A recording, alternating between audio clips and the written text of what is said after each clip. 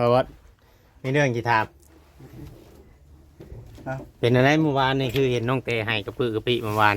ถ่ายคลิปบ่ได้นี่ แม่น สวัสดีเด้อ FC เออ ที่ถามให้มันฮู้เรื่องแน่นอนบ่เห็นเนาะคือเห็นน้องเตคือว่าให้อย่างนักเลยเมื่อวานเนี่ย เราตาม ความจริงกันแน่เนาะ เราตามเหตุที่ค่อยได้พังเนาะ แม่น เอาแต่ต้นเลยได้ เอาแต่ต้นนู้นแล้ว ก่อนอื่นก็สวัสดี FC อีกครั้งหนึงพี่น้อยสิเล่าให้บ่เวียงพังเนาะ เออ เชื่อ FC บ่เวียงก็อยากพังน้ำกัน อยากฮู้เด้อจ้ะ อ่า เหตุผลเป็นย้อนหยังเนาะบ่เห็น ตอนเช้าเมื่อวานนี่น้องแต่เพิ่นเว้าง่ายๆจะอึดอั้นตันใจคือบ่ออกบอกบ่ถูกแล้วโทรมาหาบ่วัด อื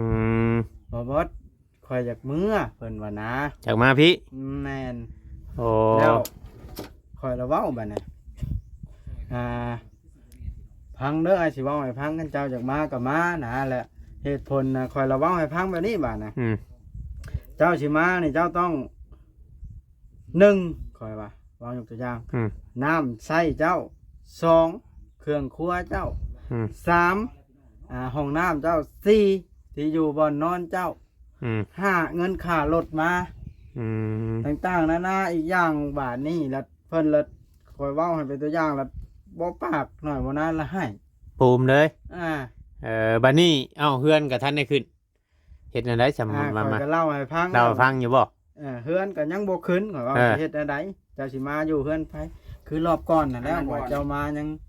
เจ้าเว่าให้น้องเตให้เมื่อวานนี่นะ แม่นพัน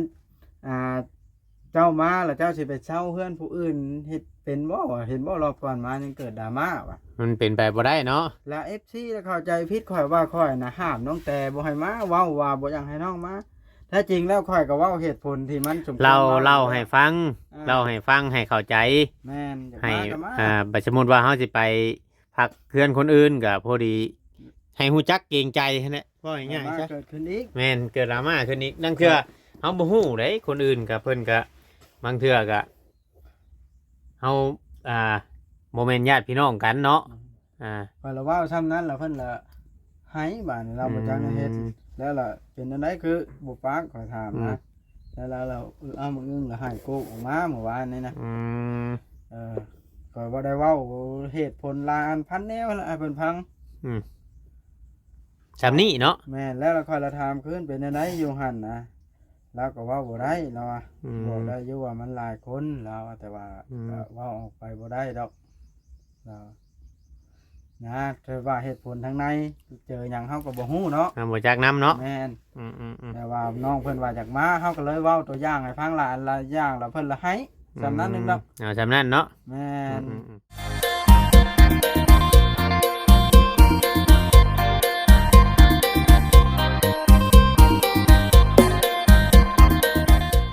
กับทักทายสบายดีพ่อแม่พี่น้อง FC ป้าลุงกันเบิดสุขุสุคนเพียงเนาะทางฝั่งไทยฝั่งลาวหรือว่าทางต่างประเทศ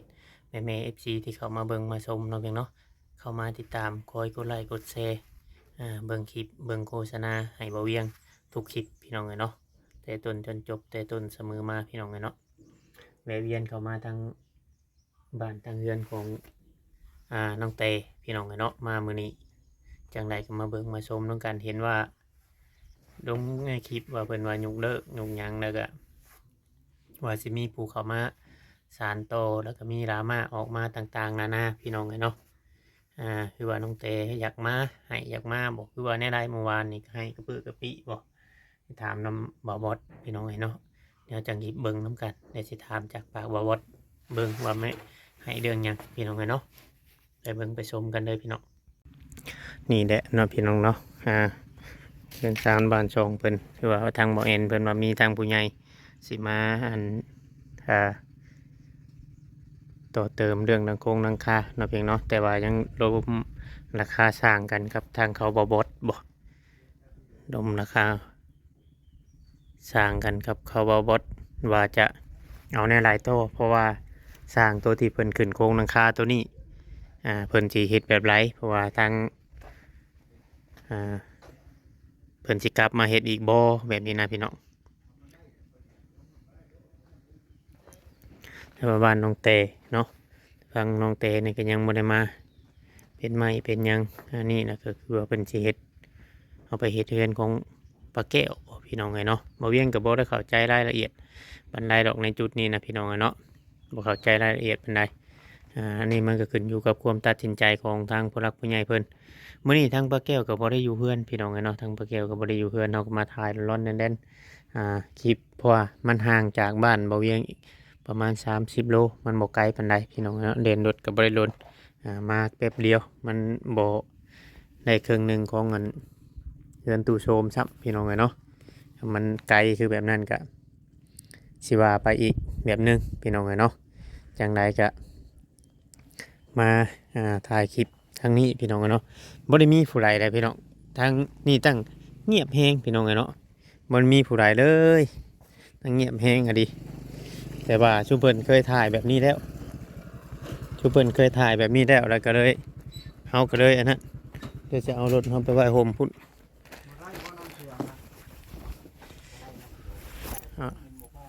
รถไปไว้โฮมก่อนเพิ่นบ่ได้อันนั้นบ่สบายของไผคือว่าบ่บอสว่าเราสิเลี้ยงกินนี่ ดูสบายดีจังแล้วบ่ฮู้เด้นี่เพราะว่าอันนี้มื้อนั้นถึงเลข12เงินถึง 2,000ได้ดอก ถึกฮอดเลขเดี๋ยวนี้นะ เบิดแต่มื้อนั้นพูดเงิน 2,000เสี่ยงดว บ่ ง ธรรมดาเนาะ รวย บ่เคย น่าเดี๋ยวเอารถเข้าโฮมก่อน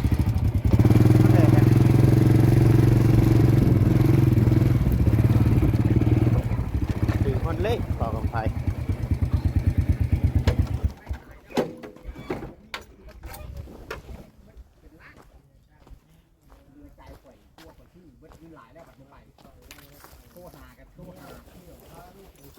อย่าไปเชื่อคนจักเชื่อได้บ่กับไผเอ้ย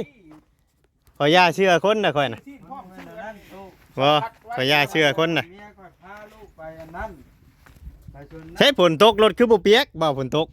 โอ้ยมันตากแดดบ้านมันกันนั่นแล้วสบายดีเด้อบ่ยัง เลย ฝนตกแห้งได้อยู่ชะนูน่ะ แม่นนะ เลขว่านี่นะ เงินถึกเลขน่ะเบิดแล้ว อันนี้น่ะเงินบ่ได้ถึกเลขแล้วนี่ขออนุญาตแล้วมาออกมาแบบเห็นหมู่ว่าอยากบัตรเมื่อวานนี่บอกให้ชื่อ4บัตรบ่ชื่อคุณเนาะคันอยากถึก สี่แบบไหน มันออก41บ่แม่นตีรางน่ะชื่อว่าอยู่คันอยากชื่อก็ชื่อเด้อบ่ชื่อได้เพิ่นน่ะ เพิ่นจะซื้อ42 ถึกเลขอีกแล้วทีหนึงนี่ เลขคืนนี่ ข่อยบ่ได้ซื้อเมื่อวานนี่เพราะว่าดวงข่อยบ่ดีข่อยเลยบ่ซื้อเด้มี3คนแม่นบ่ เฮ็ดได้ไหนจังถึกเลขนะบอกข่อยแหน่ อ้าวข่อยก็ซื้อไปน้ำหมู่แล้วหมู่ว่ามื้อนี้เลยใกล้ออกข่อยก็เลยซื้อนํเขา เออ เอาบ่เบียน อ๋อขอบใจบ่อำไผ เอา เงินถึกเลขเพิ่น12เด้อนี่ ขอบใจตู้ขอบใจ 12มื้อเลขไทย บ่แม่นเงินถึงเลขได้เงินถึงเลขถึงเบิดแล้ว มันหลายมื้อเลยเนาะ เบิดแต่มื้อนั่นพุ่น มันหลายมื้อเลย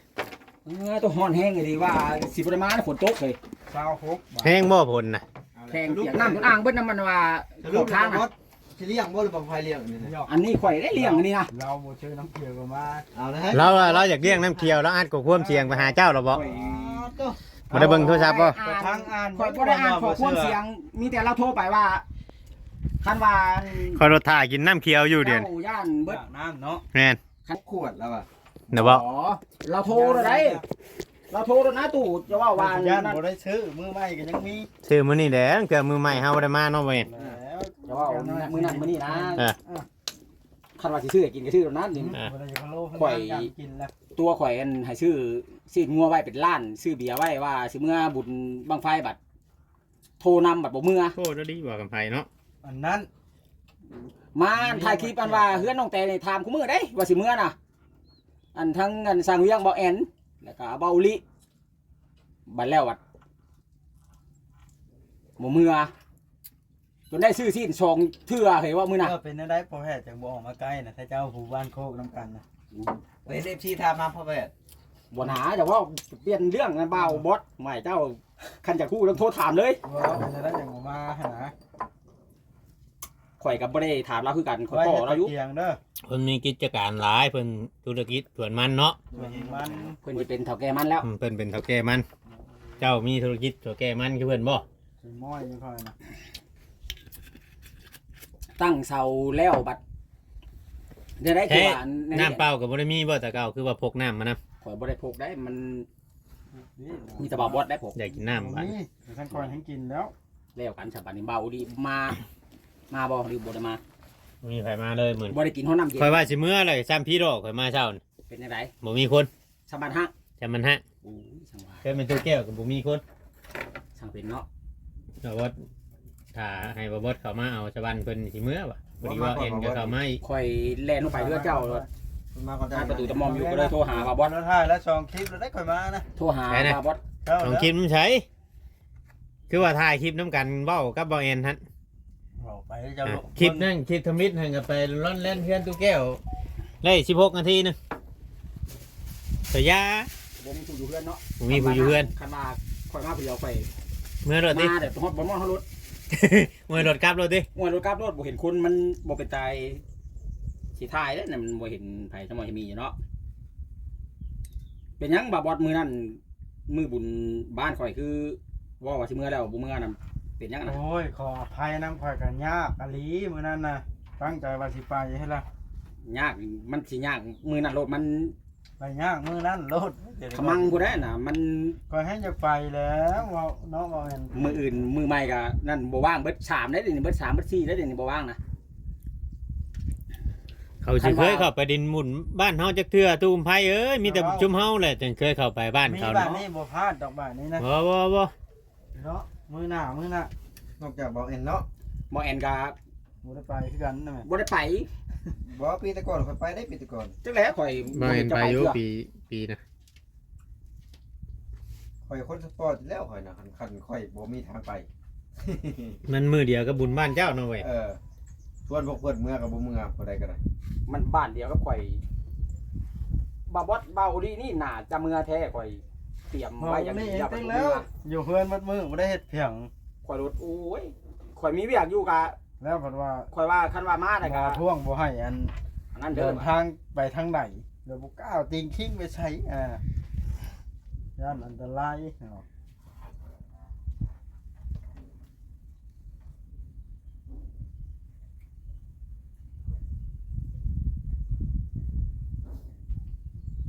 โอ้เป็นตื้อได้บ่ว่าเรากินเนี่ยเป็นตื้อเลย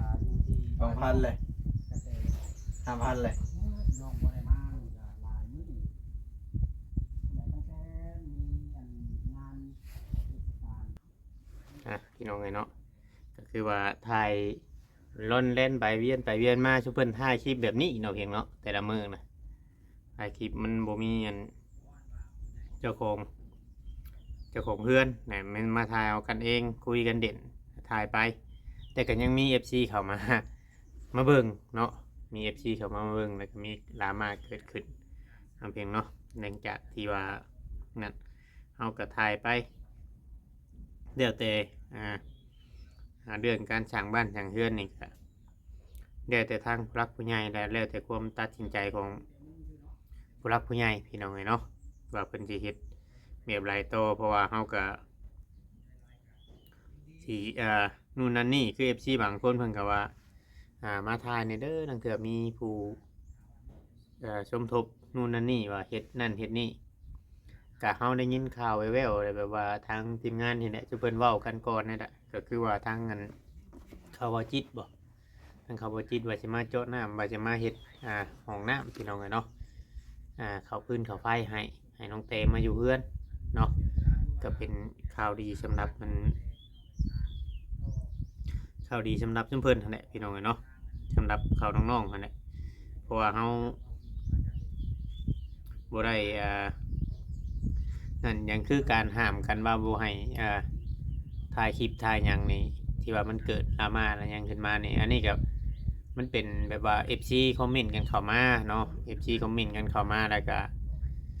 ว่าบ่อยากให้ผู้นั้นผู้นี้ถ่ายเนี่ยตัวนี้มันก็มันห้ามกันบ่ได้พี่น้องในการถ่ายคลิปเนาะไปมีความสามารถหรือว่าไปมีคำถามหรือว่าคำเว้าคำเห็นแนวใดนี่ก็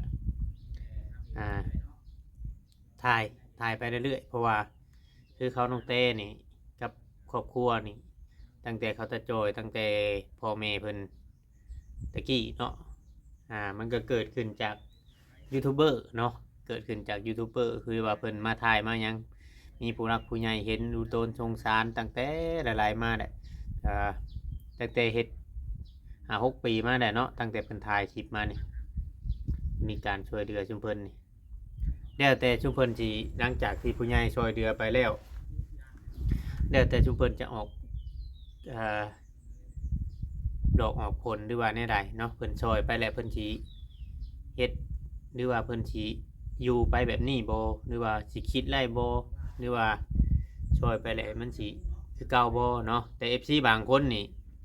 เพิ่นยังรุ่นอยู่เพิ่นยังมีรุ่นแบบว่าเพิ่นย่านเขาเจ้าช่วยเขาเจ้าไปแหละเพิ่นย่านเขาเจ้าขายเพิ่นว่าเนาะเพิ่นย่านเขาเจ้าขายเพราะว่าดังก่อนเขาก็ขายตัวนั้นนั่นเพิ่นคือสิบ่ขายดอกตัวนี้เพิ่นน่ะสิเฮ็ดลายลักษณ์อักษรไว้แล้วบ่มีสิทธิ์ขายมาหยังนะเพราะว่าแต่กี้แต่ก่อนตั้งแต่เพิ่นช่วยเหลือเมืองต้นแต่กี้แต่ยูทูบเบอร์แต่ก่อนแต่กี้น่ะเตือบางทีก็อันนั้นพี่น้องเนาะบางเทื่อบางทีก็เพิ่นแบบว่าบ่ได้เฮ็ดไว้นะบ่ได้มีลายเซ็นอะไรหยังไว้มันก็มีหลายหลังอยู่ได้พี่น้องแต่ว่าบางเคสบางหยังแหละเขาเจ้าบ่อยากตามที่เฮาฮู้มานะเขาเจ้าบ่อยากกันทายหรือว่าเขาบ่อยากถามแบบว่าทางผู้รักผู้ใหญ่เพิ่นบ่สนใจก็เขาก็ปล่อยผ่านไปเลยนะยังเพิ่นสิขายสิหยังก็ปล่อยผ่านไปเลยแบบบ่ได้นั้นแต่ได้ยินข่าวว่าอยากมาบอกเมื่อวานเห็นโทรในคลิปทางบาบดนะว่าคือว่าห้องไห้ไม่ยังบอกอยากมายังบอกพี่น้องไงเนาะอันนี้ก็คือว่าเขาก็บอกฮู้เรื่องฮู้ราวน้ำเพลินปานใดเลยว่าเวียงไปถ่ายคลิปขี่รถไปไกลแต่ละมือไปฮอดแล้วก็ถ่ายคลิปแล้วก็มานะพี่น้องเลยอย่างไรก็มีแต่ว่าเข้ามาทางนี้แล้วก็ฝาก FC ที่ว่าคอยเบิ่งคอยติดตามในเรื่องราววุ่นวายหรือว่าเรื่องราวที่เกิดดราม่าเนาะฝากเข้ามาติดตามในช่องบ่เวียงเนี่ยพี่น้องเนาะเพราะว่าช่วงนี้ก็ยอดวิวตกแห้งพี่น้องเนาะยอดวิวตกแห้งจนช่องจนโบริ่งเลยว่าง่ายๆครับพี่น้องเนาะจนบ่มีเงินเติมน้ำมันไปโตคือทางบ่เวียงเองก็ได้จนได้ออกมาหาถ่ายคลิปแถวไก่ในโกดเนาะประทังช่องไว้ก่อนพี่น้องเนาะ FC ชิพาได้ไรกะยาพี่น้องนี่แหละพี่น้องเลยบาง FC เพิ่นก็ว่าจนโตหยุดโหลดเนาะหยุดนานรอเบิ่งคลิปบ่เวียงแม่นอยู่พี่น้องเนาะตั้งแต่วิทย์บุญใหญ่ตั้งแต่ก่อนบุญใหญ่ว่าง่ายๆใช่ก่อนบุญใหญ่ในบ้านฮะแล้วก็มาโตกับสงกรานต์บ่เวียงกับพาลูกๆเล่นน้ำบ้านฮะบ่ได้ออกไปทางนอกก็เลยนั่นน่ะพี่น้องเนาะจังไดก็เบิ่งชมนำกันนี่แหละพี่น้องเนาะส่วนในเรื่องในราวในเรื่องของเพิ่นนี่ก็คือว่าคักพี่น้องเนาะคักอยู่เพิ่นเฮ็ดให้ซุนี้ก็คักอยู่แต่งานเขาเจ้าอยู่นี่นะFC สิห้ามบ่ให้ถ่ายนู่นนั่นนี่บ่ได้หรอกเพราะงานเขาเจ้าอยู่นี่มันแปะกันแห้งเลยสมมุติคือบ่าวโอดิบ่าวบอสนี่เอาเข้ามาเฮ็ดนี่เนาะเฮ็ดเรือนปลาแก้วนี่ก็ต้องถ่ายอยู่แล้วกับเพื่อนน้องเตเพราะมันแปะกันเลยเจ้าสิไปดีกนี่นะเนาะสมมุติน้องเตมานี่ก็ต้องทักทายกันแบบปกติเนาะพี่น้องเนาะเพราะว่าการช่วยเรือนี่บ่แม่นว่าน้อยก็คือว่าล้นเติมแหละช่วยเรือทางนั้นเขาน้องตุกน้องยังแบบคือในช่วงที่ไปเข้าห้องหมอห้องยังกันเนี่ยพี่น้องกันเนาะช่วงที่ไปเข้าห้องหมอก็มีแต่ทางทีมงานนี่เต้นนับตั้งแต่อยู่ห้องหมอเนาะเต้นเลนคือทางน้องตุกนี่ก็ช่วยเรือเนาะพี่เนาะเต้นเลนวันนี้จะมาห้ามกันบ่ให้กันถ่ายคลิปนู่นนั่นนี่มันก็เป็นไปบ่ได้พี่น้องเนาะถ้าว่า FC ผู้ใดเพิ่นบ่อยากเบิ่งเนาะในช่องเขาเจ้าอยากเบิ่งช่องอื่นก็แบบนี้แหละพี่น้องเนาะคือว่าเดือนผ่านถ้าว่าอยากเบิ่งก็เบิ่งแล้วก็คอมเมนต์เนาะคอมเมนต์เข้ามาเนาะเว้าในนั้นอันนี้แต่ว่าสำหรับตัวเวียงนี่ปล่อยได้ปล่อยวางเนี่ยกับคอมเมนต์นี่มันก็มีหลายคอมเมนต์น่ะที่คอมเมนต์เนี่ยมาในทางที่ว่าชื่อว่าเคสที่ว่ามันเกิดดราม่าเดี๋ยวมีปัญหานี่มันสิมักแบบเกิดดราม่าขึ้นมาหลายเลย ถ้าเฮาไปใส่ใจหลายจะปวดหัวเจ้าของพี่น้องเนาะมีแต่ว่าทายพ่อแม่พี่น้องเบิ่งว่าเพิ่นบ่ฮู้ว่าเพิ่นไปใช้ต้องใช้ไปหาหน่อไม้นี่แหละพระเจ้าบ่คอยอยู่ชื่อหรอกนอกจากแบบว่ามีสร้างมีหยังเฮ็ดเฮือนเฮ็ดหยังเพิ่นน่ะเพิ่นอาจจะมาทายให้พี่น้องเบิ่งแต่ว่าต่อไปเราอาจจะได้เฮือนใหม่เฮือนหยังก็ดีใจอำลาอยู่คือทางแก้วนี่ก็แล้วก็อยู่กับหลานเราบ่อืมเราก็อยู่มานี่ก็นั่นเติบแล้ว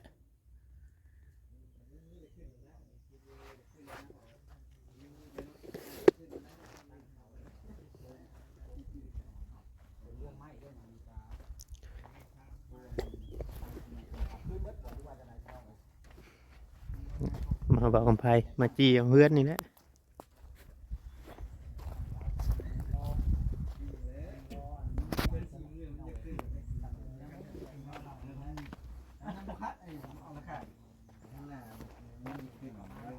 พี่น้องคลิปนี้จะประมาณนี้เด้อผิดพลาดต้องกราบขอโทษขออภัยก็ได้